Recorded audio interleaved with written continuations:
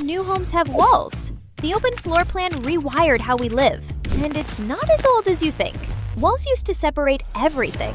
The kitchen, dining, and living rooms were all private zones. But after World War II, the open plan emerged as a symbol of togetherness and modern living. Families could cook, eat, and entertain in the same flowing space. Today, the conversation isn't just about tearing walls down. It's about being strategic. Homeowners are rethinking how layouts support their lifestyle, where the kitchen sits in relation to outdoor space, how natural light flows into shared areas, or how a tucked-away nook can double as a home office. Instead of chasing one big open box, people are designing smarter zones that balance connection with function. By the 1980s, HGTV and home magazines made open layouts aspirational, the mark of a dream home.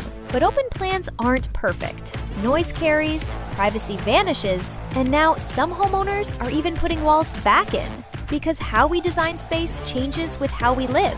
And the homes that adapt well don't just feel better, they're worth more in the long run. If this sparked your curiosity, follow us for more surprising stories behind the walls of your home.